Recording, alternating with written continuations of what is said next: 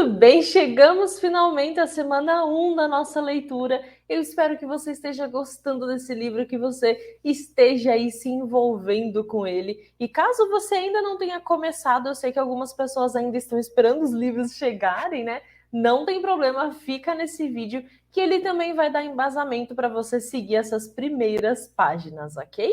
Bom, nós estamos nesse momento aqui em torno aí da página 30, né? Se você está vendo esse vídeo na sexta, você está na página mais ou menos 23 e 24, no sábado um pouquinho mais adiante, e assim vai indo, né? Depende do dia que você assiste esse vídeo, mas isso não tem tanta importância. Por quê? Num primeiro momento, o autor ele apresenta para a gente o conceito desse relógio biológico. A ideia do relógio biológico é a base que depois vai trazer esse fundamento para todos os outros temas.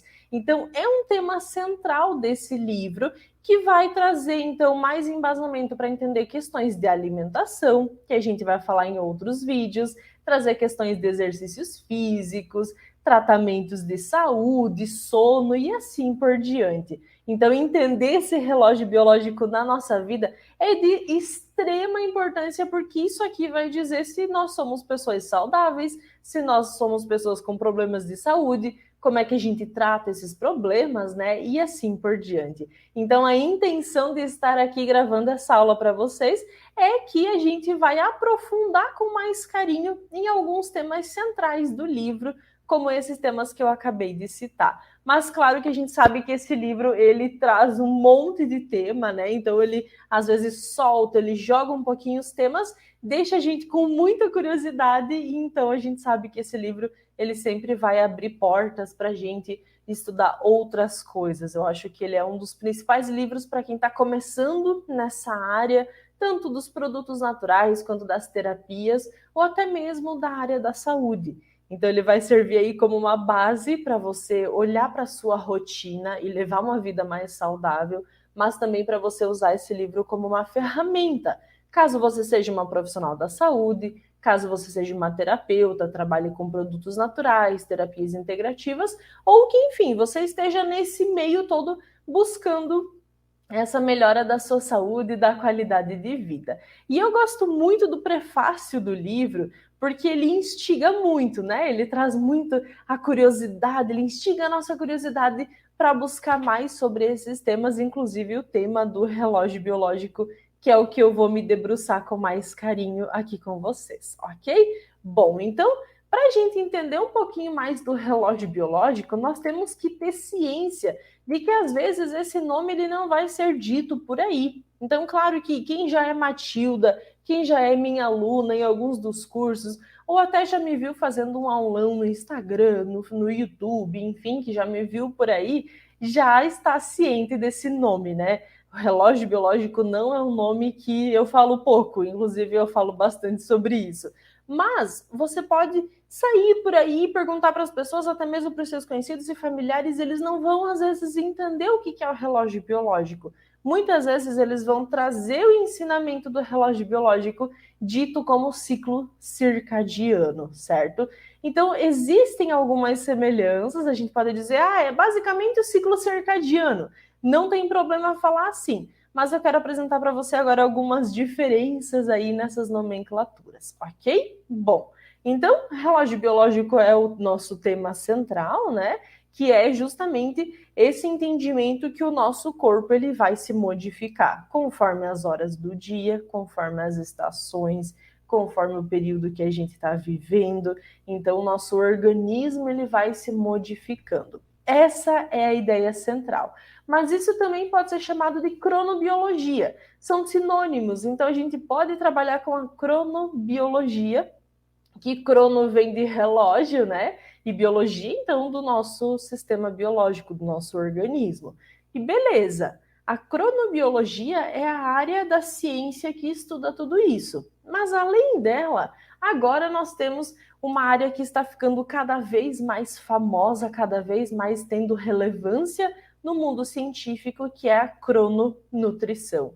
Então, assim como a cronobiologia vai entender o organismo do ser humano de acordo aí com a época, com a estação, com o horário do dia, com as fases, enfim, né, assim sucessivamente, a crononutrição vai entender a absorção dos nutrientes conforme o período que estamos, vai entender as fases, as estações, o que é melhor, o que é mais nutritivo, e assim sucessivamente. Então, é a nutrição aplicada nesses estudos aqui da cronobiologia.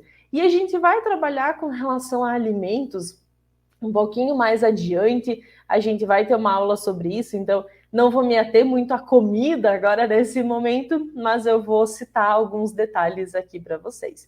E além disso, então nós temos que falar do ciclo circadiano, mas além do ciclo circadiano, que é o mais comum, né, as pessoas conhecem mais, nós temos também o ciclo infradiano e o ciclo ultradiano. O que significa tudo isso? Qual é a diferença entre esses temas? O ciclo circadiano corresponde a um ciclo de 24 horas. Então, nós sabemos que todas as manhãs, 7 horas da manhã, 6, 5, não sei o horário que você acorda, mas todo dia, nesse horário, você acorda, à noite você tem sono, você dorme. Então, a gente conhece esse ciclo do dia e da noite. Tudo que a gente faz nesse período se repete a cada 24 horas. Já o ciclo infradiano, ele dura mais do que 24 horas. Por exemplo, o ciclo menstrual. Ele não tem ali um período um pouco maior do que 24 horas? Tem 28 dias, né? Algumas mulheres 32 dias, então a gente sabe que todo mês a gente vai menstruar. Quem ainda menstrua, né? Ou quem, enfim, mas é específico da mulher. Então, esses ciclos que duram mais do que 24 horas. As estações, por exemplo, são ciclos infradianos. Então, a estação dura 3, 4 meses. Beleza, as fases da Lua, a gente sempre fala, né, que nós temos uma total, nós somos totalmente influenciadas pela Lua. Então, é uma influência que acontece através de um ciclo infradiano. Só que existem ciclos que não duram meses, não duram dias e não duram nem 24 horas. Duram menos do que isso, que são os ciclos ultradianos.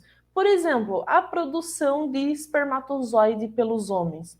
A gente sabe que há uma produção ali que vai durar, assim, um dia, às vezes, ou 5 dias, né? De acordo com a necessidade daquele organismo, mas o homem está constantemente produzindo espermatozoide e, às vezes, não tem um ciclo muito certinho, né? Então, todo dia, tal hora, isso acontece.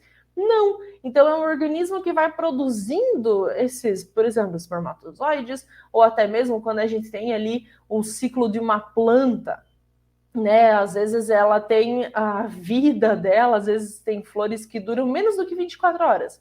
Então, esse ciclo, ele é um ciclo ultradiano porque ele tem uma duração menor, ok? Então, vocês podem ler em alguns artigos científicos falando um pouco sobre isso. Agora vocês já sabem o que tudo isso significa, certo?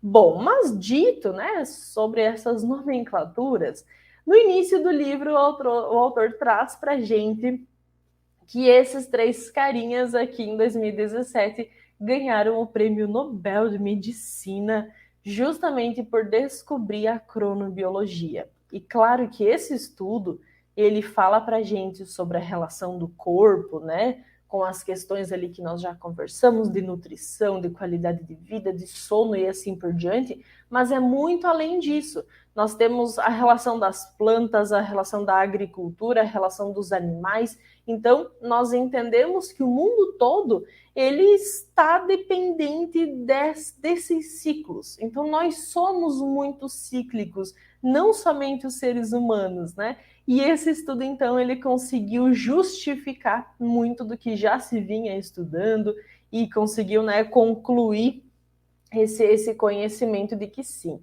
nós somos seres completamente cíclicos, né? E é muito interessante a relação que a gente faz com o nosso organismo e a natureza. E para mim, assim, dentro desse entendimento do relógio biológico no livro, esse é o ponto central da história. Como a gente se conecta com a natureza. Inclusive, o autor tem um momento ali que ele fala, né, que a gente pode estar dentro de um escritório, de um prédio que parece uma caixa, dentro de outra caixa, dentro de outra caixa, completamente distante da natureza, né? Sem ligação nenhuma com nada que é natural, mas a gente ainda assim produz os hormônios de acordo com o que está acontecendo lá fora, a gente leva o nosso organismo de acordo com o que acontece na natureza, às vezes sem olhar para fora, às vezes sem enxergar a natureza, né? Então existe esse alinhamento natural, ninguém precisa ensinar isso para o nosso corpo, ele já é feito naturalmente para que isso aconteça. Só que a gente que estraga esse processo todo. Então, o nosso corpo, ele sabe quando que ele tem que produzir todos os hormônios, ele sabe quando que acontece cada coisa. Só que com a vida muito artificial que a gente está levando, né? Muito agitada, muito distante realmente de tudo que é natural, a gente desalinha tudo isso. E a função desse livro, a função desses estudos de relógio biológico, é justamente fazer um resgate daquilo que o nosso corpo inconscientemente ele já sabe, né? É da natureza dele, mas que a gente precisa se ajustar tudo isso para que a gente não adoeça. E a doença, né, os problemas de saúde, elas vêm também nesse sentido de lembrete de que, opa, você precisa voltar para o ciclo que o seu corpo está pedindo, né? Então a gente sabe que muito tratamento de saúde passa por ter uma boa noite de sono, comer bem, dormir na hora certa, não jantar de noite, cuidar do fígado, são pontos muito básicos, né? Então é realmente um resgate para aquilo que já é natural para a gente. E aí, olha só que interessante, né? Durante o livro, ele vai falando muito da medicina ayurvédica, né? Então é claro que o autor é um autor indiano, a medicina ayurvédica ela vem desse berço da Índia, então ele traz todo esse olhar. Só que quando a gente pensa que essas medicinas elas estão muito próximas, elas tiveram o mesmo berço, né? Nós não estamos falando de uma medicina que é lá da Índia e outra que é, sei lá, da Grécia. Não, a gente está falando de China e de Índia. Então são muito próximos num entendimento do ser humano que é muito parecido. Então, por isso que a todo momento eu gosto muito de fazer esses contrapontos entre a Ayurveda e entre medicina chinesa. E aí a gente começa a ver que elas são muito parecidas. Claro que com as suas particularidades. Então, por exemplo, a medicina chinesa vai considerar 5 elementos naturais, né? Vai considerar ali metal, terra, fogo, madeira e água. Então, a medicina chinesa considera isso. Para o Ayurveda, já não existem esses 5 elementos. Existem 3 doshas, né? Que também trabalha com os elementos. Só que tudo isso vai ficando muito parecido quando a gente aprofunda o tema, aprofunda os assuntos. Inclusive, ele cita isso no início do livro, né? De que elas possuem essa mesma origem, assim por dizer. E aí, com base nisso, eu trouxe esse relógio biológico aqui, que é da medicina chinesa, para a gente conversar um pouco mais. Quem já é minha aluna, quem é do Minha Farma, né? Ele tá com a logo aí do Minha Farma, sabe que eu tô sempre falando do relógio biológico, porque isso aqui vai influenciar diretamente todas as funções do nosso dia. Inclusive, a gente faz tratamento com fitoterapia usando esse relógio. Então, o que, que acontece para a medicina chinesa? Ela vai dividir os horários do nosso dia sempre a cada 2 horas. É um pouco diferente do que a Ayurveda faz. Então, daqui para frente, vocês vão ver mais ali, falando da página 35, deixa eu ver aqui, ó, 34, né, mais ou menos nesse sentido aqui, vocês vão ver que ele vai fazendo perguntas, né, e ele vai relatando aquele caso do paciente dele. E aí ele vai apresentando para a gente, por exemplo, de manhã é mais específico para determinadas pessoas, determinados doshas, de tarde para outro, de noite para outro. Então ele divide o dia dessa forma. É diferente da medicina chinesa. A medicina chinesa divide a cada 2 horas. Mas tudo é muito parecido. Então, se você olha, por exemplo, de 1 a 3 da manhã é o fígado, opa! Então, isso é um ponto em comum entre medicina chinesa, medicina ayurvédica, que entende que a noite é onde se produz colesterol, onde o fígado ele metaboliza, se limpa, se regenera, né? Mas isso também é muito parecido com a medicina ocidental, onde a gente tem artigos científicos mostrando que sim, a produção aí do colesterol acontece justamente à noite, porque é dependente de melatonina, por exemplo, que é o nosso hormônio do sono, né? E aí, beleza, a gente vai tendo esses entendimentos. Um outro ponto que eu quero chamar a atenção aqui com vocês é com relação ao yin e ao yang que está escrito aqui na imagem. O que significa isso? Novamente, quem já é Matilda já me tá careca de ver eu falando sobre isso, mas o Yin e o Yang, com relação a órgãos, tá falando pra gente do Yin, aquele órgão que está relacionado à formação do corpo. O Yin é uma energia que é muito mais introspectiva, ela é muito mais para dentro e ela tem uma capacidade formativa. Ok? Então, por exemplo, quando eu olho para o fígado, o que o fígado faz? Metabolização. Se o fígado não metaboliza, eu não vou ter nutrientes no meu corpo. Eu não vou ter o processo de digestão, de absorção de nutrientes acontecendo. Ok? Até porque é o fígado que libera bile lá no nosso duodeno e é por conta da bile que as gorduras elas são quebradas e o nosso intestino consegue absorver. Depois tudo isso volta para o fígado através da veia porta, né? Então, esse processo fisiológico, ele depende do fígado. Então, o fígado ele é um órgão muito mais no sentido yin, que é nutrição, que é absorção, que é introspecção. Já quando eu olho, por exemplo, para o estômago, ele está com a bolinha vermelha. Por que isso? Porque o estômago é um órgão muito mais yang. O que é o yang? É para fora. Então, se o yin é um movimento interno, o yang é um movimento externo, é para fora. Tudo aquilo que está relacionado com movimento, com geração de calor, com repulsa, com expulsão. E o estômago é um órgão que produz ácido clorídrico, né? E ele está eliminando toda hora, porque ele recebe o alimento, libera ácido clorídrico, ajuda a quebrar um pouco mais essa comida, manda, recebe, manda, recebe, manda. Então, é um órgão de muita movimentação, muito yang.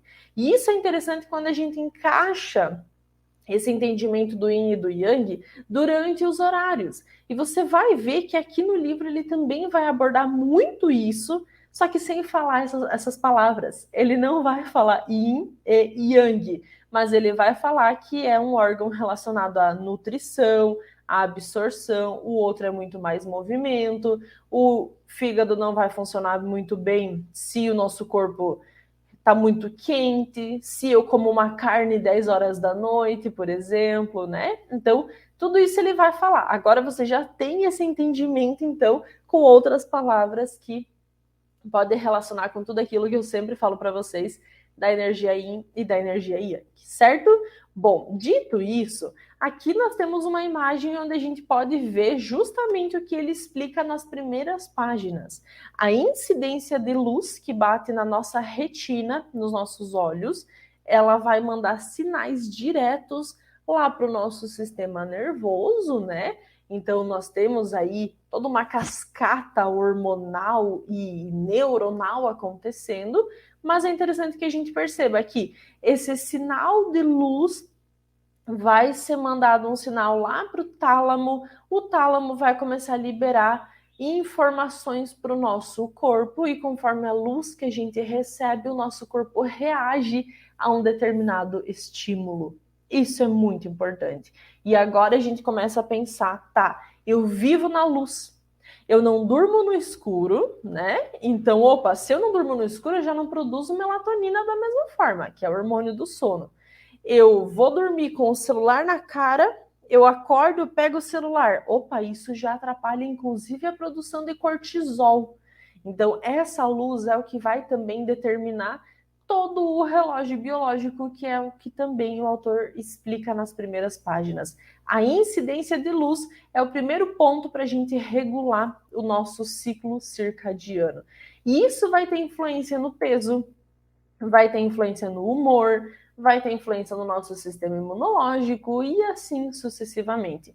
Mas por que todas essas influências? Porque a luz, bem como o equilíbrio do relógio biológico, vão estar completamente influenciados por hormônios. E é um pouco do que eu quero conversar com vocês agora.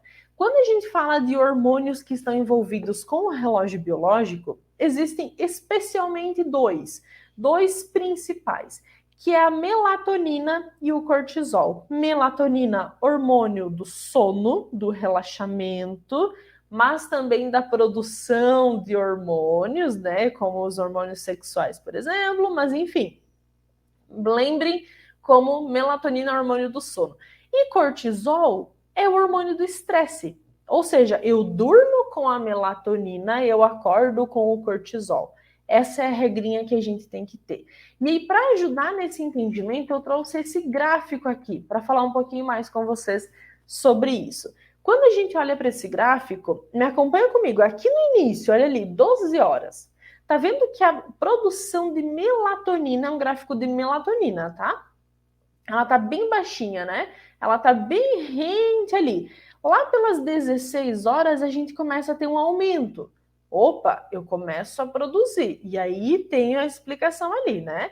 A glândula pineal, no caso, começa a secretar melatonina próximo ao horário que o sol se põe. Ou seja, o dia vai ficando um pouco mais escurinho, a minha melatonina já começa a ser liberada. E aí, 8 horas, ela vai, muita liberação, meia-noite existe um pico, ok? Então, o que acontece?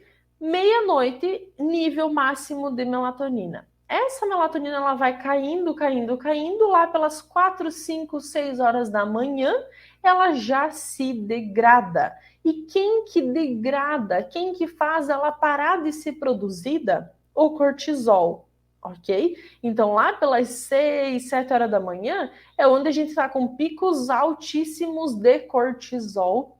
E aí a gente entende que se eu tenho cortisol, eu não tenho melatonina. Se eu tenho melatonina, eu não tenho cortisol. Eles são inversamente proporcionais, ok? E esse aqui, eu fiz um risco bem tosco, mas é só para a gente entender que o cortisol ele está nessa liberação. Então, olha só, lá no meio-dia, quando eu não tenho melatonina, o cortisol está altíssimo, que é o horário do dia que eu estou produzindo. Então, se eu estou produzindo muito, eu tenho muita liberação de cortisol. À noite, olha só, meia-noite, é o horário mínimo de liberação. Só que de manhã eu preciso acordar. Então, 6, 7 horas da manhã, o cortisol já começa a subir. Então, até no livro, ele fala que o nosso corpo ele armazena cortisol ao longo da noite. Não é exatamente que armazena, mas o cortisol ele não é liberado durante a noite e ele tem um pico de liberação durante o dia, tá? Então, é mais ou menos isso. A gente só acorda porque tem cortisol no nosso corpo. Isso aqui é o ideal, isso aqui é o que deveria estar acontecendo, né? Só que o que acontece? Como é que é a nossa rotina? A gente dorme tarde, então aquela melatonina que começaria a ser produzida aqui, ó, 4, 5, 6 horas da tarde, né? 7, agora no verão é um pouquinho mais tarde, porque o dia ele tem um comprimento mais longo, né? Ele fica claro até mais tarde, mas enfim, essa melatonina que poderia ser produzida super mais cedo, vamos dizer ali pelas 7 horas da noite, o que acontece? 7 horas da noite a gente está a milhões pelo Brasil, a gente está a 1000 por hora. E aí não vai ser produzida, porque se eu tenho cortisol, eu não vou ter melatonina. E aí a gente vai dormir tarde, às vezes é 10 horas da noite e a gente está em funcionamento. E aí você pensa que depois que você desliga, que você desacelera, que você diminui luz da sua casa, que você para de comer, né? Porque comer é uma liberação de cortisol também. Depois que você faz tudo isso, é 2 horas para a melatonina começar a ser produzida em uma quantidade suficiente para te dar sono. E aí, às vezes, vem o povo me falando, prof, eu tenho insônia. Mas comeu tarde, ficou estudando, trabalhando até tarde, estava com o celular na cara, quer desligar o celular e capotar, pegar no sono. não vai acontecer isso, né? Justamente porque ela precisa de um tempo para ser liberada. E a nossa rotina, então, é justamente essa, de dormir tarde, fazer tudo até tarde, e existe uma produção tardia da melatonina. E agora eu penso o seguinte, a melatonina ela dura cerca de 8 horas no nosso organismo. Se eu começo a produzir, se eu, por exemplo, paro das 10, meia-noite eu começo a ter uma liberação maior. Meia-noite ela vai parar de ser produzida lá pelas 8. E às vezes você acorda às 6 porque você começa a trabalhar às 8. E aí você começa a trabalhar com cansaço, uma sonolência, né? Aquela sensação de corpo pesado. Por que isso? Porque você ainda tem melatonina. Você ainda não produziu cortisol. E aí, o que acontece? Quando você produz o cortisol mais tarde do que deveria, esse cortisol vai ir até a noite, também mais tarde do que deveria. E aí a melatonina também vai ser produzida mais tarde. Você acorda de manhã com cansaço, de noite você não consegue dormir. Isso explica toda a bagunça de horário que a gente tem, essa bagunça de rotina, né? Então, justamente por conta dessa organização de cortisol e melatonina. E aí acorda cansada, com sono, você vai começar a despertar depois das 10 horas, porque ali o cortisol já está, né, sendo elevado. E aí também tem um outro detalhe aqui. Você acorda às vezes cansada, com sono, com muita melatonina no corpo, e a primeira coisa que você faz é tacar ali um cafezão. Não é assim? Aquele café forte para acordar. O que o café vai fazer? Ele vai estimular o teu corpo. Opa, é um sinal para o teu corpo de que você acordou. Isso é benéfico em até certo ponto. Por quê? Porque se o teu corpo está sendo estimulado pela cafeína, o teu próprio corpo entende que não precisa produzir mais cortisol, porque já existe estímulo. E aí, logo em seguida do café, vem mais um cansaço, mais um sono, porque você, como se tivesse enganado o teu corpo. Você tomou café, ficou estimulada pela cafeína. O corpo diz o quê? Ah, mas não preciso produzir cortisol, porque esse organismo já está muito acelerado. E aí você cai novamente depois de alguns minutos, né? E aí o cortisol ele vai te deixar alerta à noite, que é o quadro de 99% da população. Ok, gente? Prejuízos a longo prazo, que esse cortisol alto e esse desbalanço da melatonina vão causar. Aumento da gliconeogênese hepática, ou seja, o seu fígado vai produzindo cada vez mais glicose. Ele vai fazendo essa metabolização de glicose e colesterol com muito mais intensidade.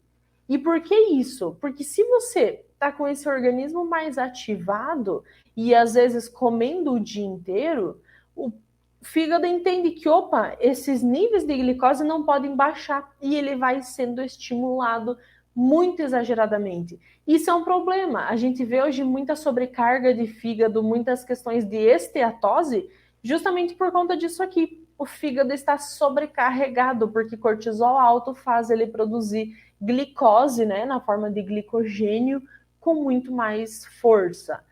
Automaticamente eu também libero mais insulina na corrente sanguínea. Claro que assim, eu estou resumindo muito aqui para vocês, mas tudo isso daqui daria uma aula gigantesca, né? Mas eu não vou me alongar muito. Mas se eu tenho mais insulina sendo liberada, eu também vou ter mais glicose sendo liberada na corrente sanguínea, eu também vou ter mais insulina.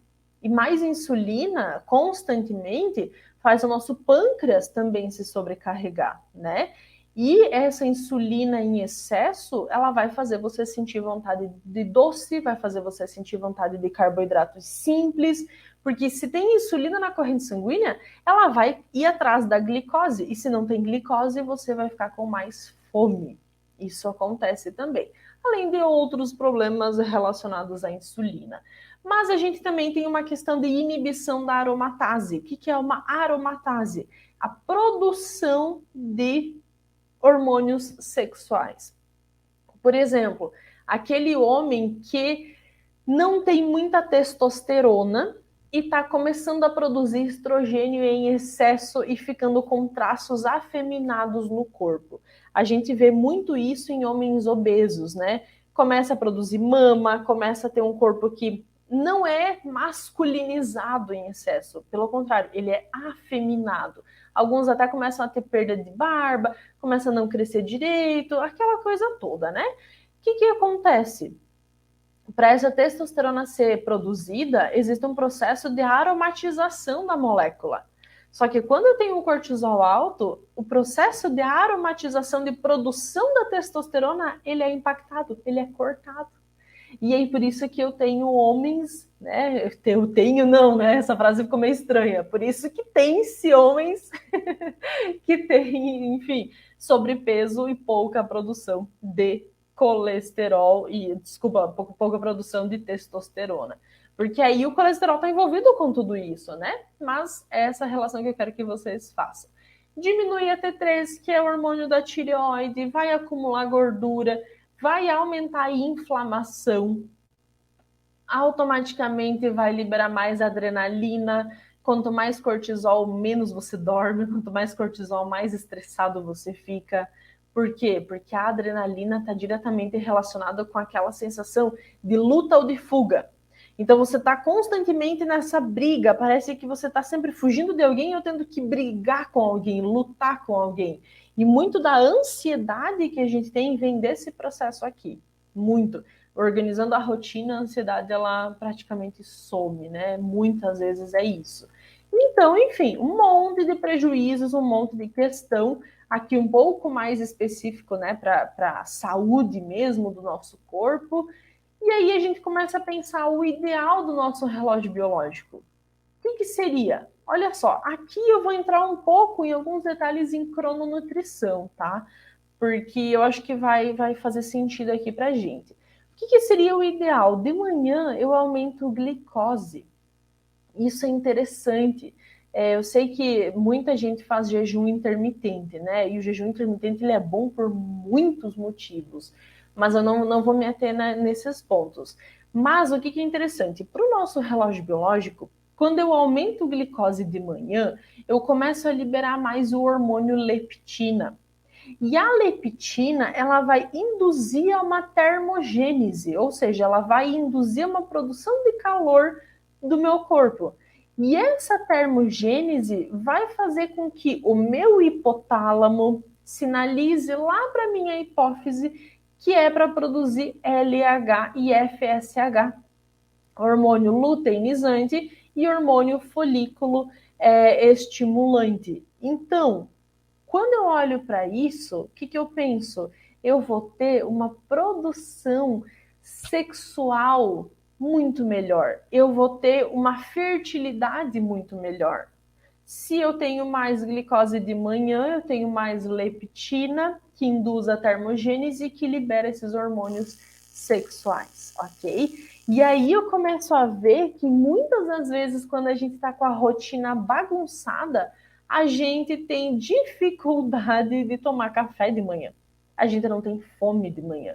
E se a gente não tem fome, né, de manhã, assim, se a gente não come nada de manhã, a gente também está prejudicando um pouco esse processo aqui.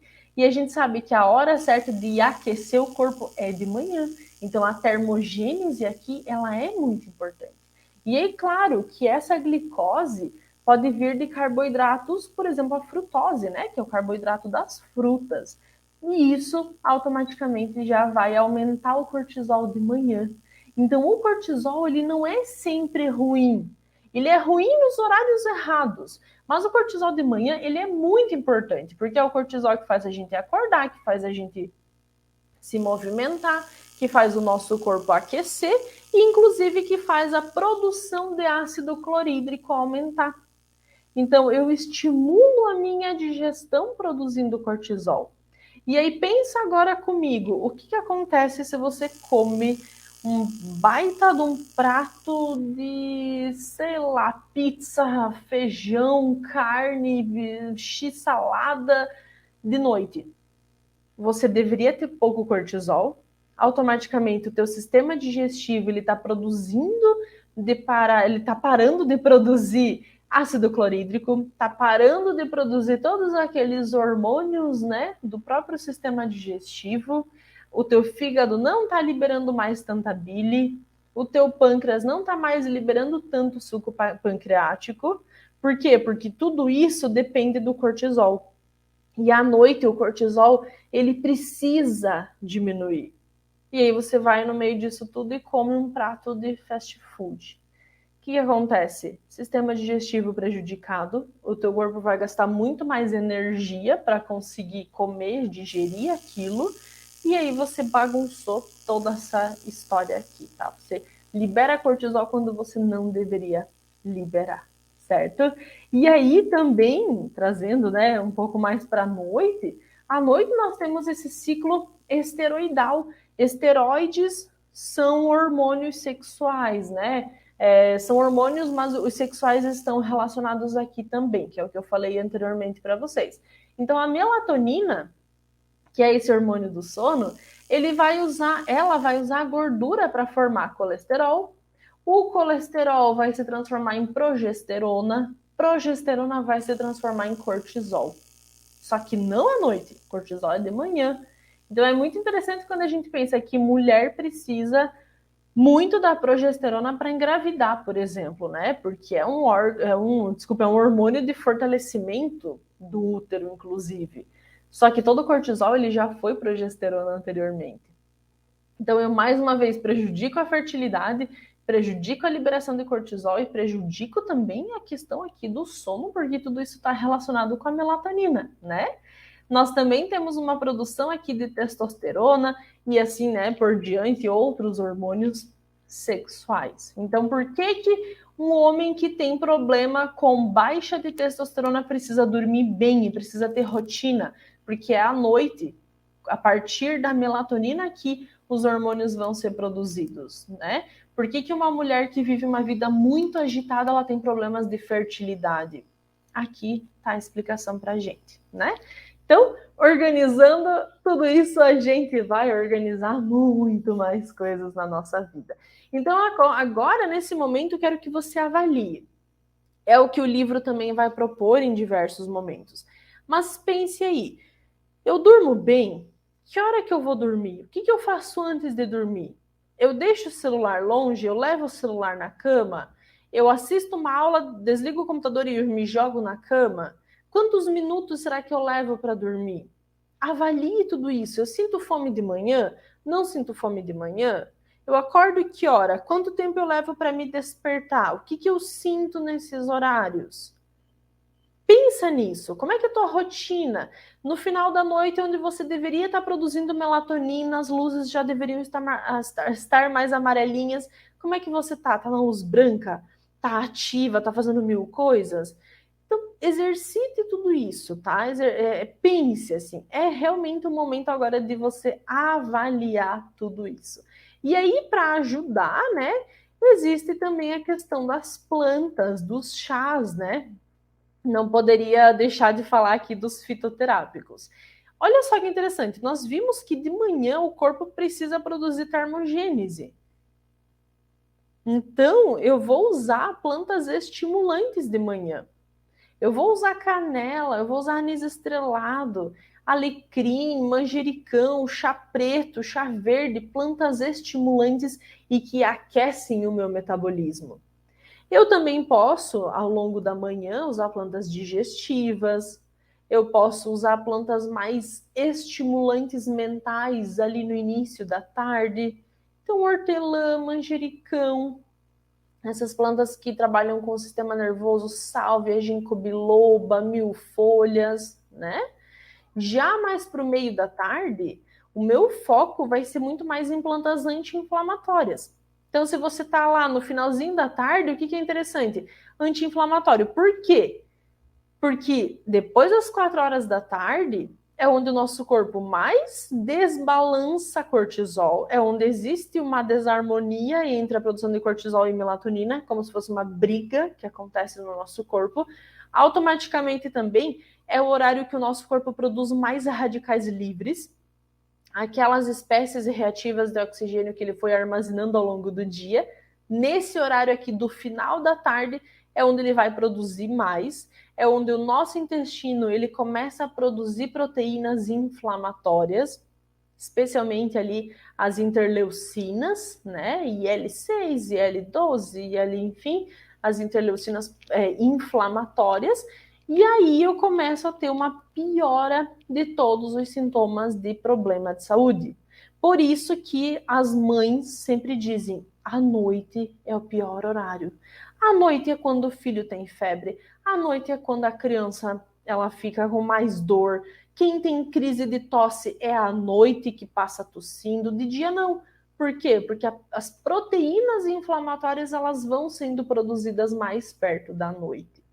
Plantas diuréticas de tarde, porque de tarde é onde os nossos rins, a nossa bexiga vão fazer um trabalho mais efetivo.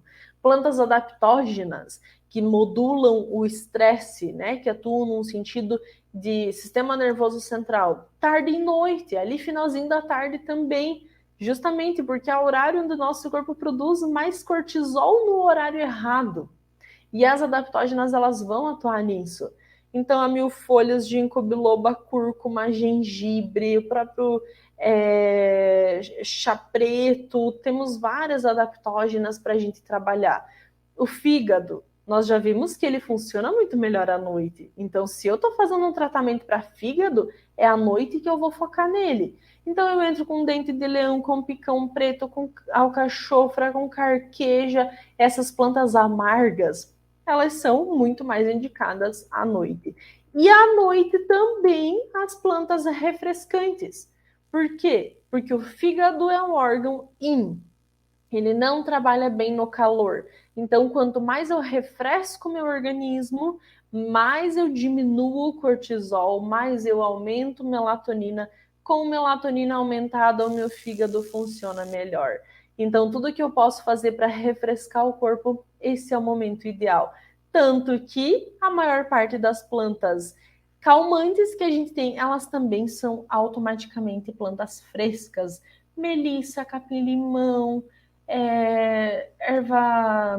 erva Luísa, gerânio, sálvia, essas plantas refrescantes, elas geralmente também são calmantes, ok? E aí, bom, dito tudo isso, né, ficou uma aula um pouco maior do que eu imaginava, porque eu falo muita coisa, mas eu quero que vocês entendam o relógio biológico como uma grande ferramenta para você cuidar da própria saúde, mas também uma ferramenta para você cuidar da saúde dos seus pacientes. Usem tudo que está no livro, usem tudo que eu trouxe nessa aula. A gente vai ter outras aulas para aprofundar sobre esses temas e eu espero, do fundo do coração, que vocês tenham gostado do que eu trouxe aqui para vocês. Me contem se ajudou, se teve relação com o que vocês leram. Quem ainda não começou, né? Mesmo assim, me conte se vocês gostaram dessa aula. Ok, gente? Obrigada por assistirem até aqui. Um grande beijo e até a nossa próxima aula.